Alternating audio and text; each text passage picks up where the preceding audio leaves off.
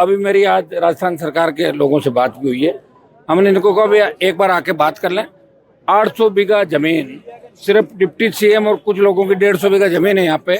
वो कीमती कैसे हो, उसको उन्होंने निकलवा लिया उसके अंदर अधिग्रहण के अंदर से, और उस जमीन की कीमत बढ़ाने के लिए 800 बीघा जमीन को इन्होंने तहस नहस करवा दिया, सारे पेड़ कटवा दिए। और ये पर्यटन स्थल बन सकता है खूबसूरत।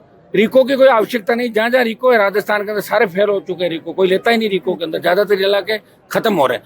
तो साधु संतों की जो मांग है, वो साधु संतों को हमने कह दिया कि आप अपनी बात पे उसमें मजबूत रहें, और कल हम तारीख का ऐलान करेंगे, कल या परसों सुबह तक 1 लाख नौजवान किसान और राजस्थान के साधु संत हम राजधानी को घेरेंगे और भजन सरकार के इंट से इंट बजा देंगे। रिको कैंसिल कर, जो साधु संत चाहेंगे इनकी 100% जीत हम कराएंगे। दुर्भाग्य इस बात का कि पहले बाबूलाल नागर से लोग दुखी थे, किस तरह बाबूलाल नागर का पॉलिटिकल जो मामला हुआ, किस तरह उनकी सीढ़ियां आई, जेल गए। ये प्रेमचंद बेरो और बाबूलाल एक जैसे हैं, इनके ऊपर भी आरोप लगे, रशियन के जो आरोप लगे दिल्ली के अंदर। ये बहुत बड़ा दुर्भाग्य है, लोगों के सामने चॉइस नहीं है। अब लोग क्या करते हैं, एक बार बीजेपी को हरा देते हैं, एक बार कांग्रेस को। ये आरएलपी के लोग अपना आप भागे, मुझे छोड़ के, बोला हम तो प्रेमचंद को जिताएंगे। जिता लो प्रेमचंद को, अब जिता लिया ना, 2.5 साल निकल गई।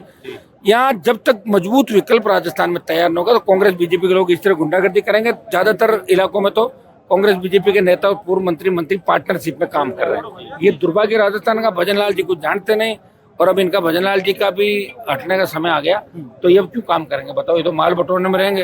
प्रमोद के खिलाफ एफआईआर जरूर करिए, लेकिन प्रमोद मोटा पैसा लेके भाग गया, पुलिस उसको पकड़ना नहीं चाहती। और भजनलाल जी कह रहे हो मेरा रिश्तेदार नहीं है, और पहले कहते थे मेरा साले का साड़ा या साड़ा है। तो इससे बड़ा दुर्भाग्य क्या है राजस्थान का।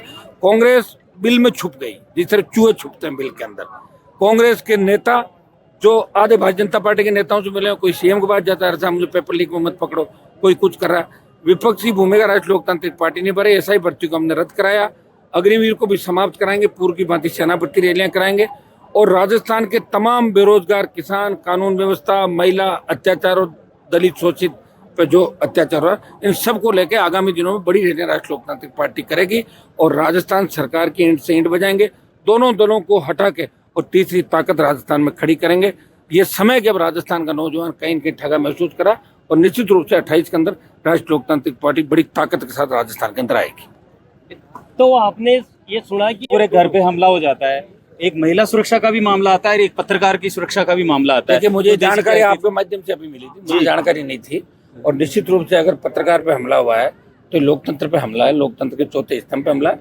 मैं जानकारी लेके और पुलिस अधिकारियों को निर्देश दूंगा कि जो भी बदमाश है, हमलावर है, उन पर कड़ी कार्रवाई करें। और आगे भी जब हमारा समाचार के पत्रकारों पर हमला हुआ था तो मैंने करीब 2 महीने तक थाने का घेराव भी कराया, करीब लोगों को पकड़वाया। लेकिन राजस्थान सरकार के एक हमारे ही समाज के मंत्री जिन्होंने जिद करके एक मुलजिम को बचाया था, आपको तो इस्तीफा भी देने लग गए थे, लेकिन मेरा कभी मौका लगा तो उसको भी वापस ठीक कर देंगे जो समय आएगा, जब समय की बातें हैं सारी। लेकिन पत्रकार पे हमला, लोकतंत्र के चौथे स्तंभ पे हमला, मैं निंदा करता हूँ, और निश्चित रूप से उनको न्याय दिलाएंगे। और ये जो संतों का आंदोलन है, सनातन की बात करने वाली भारतीय जनता पार्टी अपने पद से हट गई है। और मैंने संघ के लोगों को भी यहाँ से मन से कहा कि आप लोग कितनी बड़ी बातें करते हो, साधु संत चिलचिलाती धूप के अंदर बैठे, आपका क्या लेना रिको से। आप संतों की बात माने, रिको को और कहीं दे दें, खाली करें जमीन, और जमीन खाली करा के दम लेंगे। अब जब मेरी एंट्री हो गई ना, तो जमीन साधु संतों के खाते में आएगी। अगर सर मान लो कि अगर सरकार अगर नहीं मानी तो सरकार का दिमाग ठीक कर देंगे, राजधानी में घुस जाएंगे, सरकार को ठीक कर देंगे। वर्तमान सरकार है जो नगर निकाय और पंचायत समिति के चुनाव नहीं करवा रही। अब पता नहीं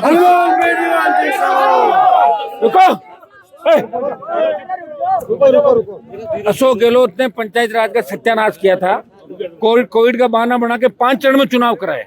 तो भजनलाल, अशोक गहलोत, वसुंधरा एक ही सारे। जब उसने पाप काटा है तो ये भी काटेंगे, ये मौका नहीं लगेगा बार बार। जितना करना लोगों को परेशान कर लो, लेकिन पंचायत चुनाव जब भी होंगे भारतीय जनता पार्टी और कांग्रेस की स्थिति ज्यादा ठीक नहीं रहेगी। इस बार तीसरी ताकतें पंचायत चुनाव में मजबूती के साथ जीतेगी, और अपने प्रधान प्रमुख ज्यादातर जगहों पर बढ़ेंगे राजस्थान।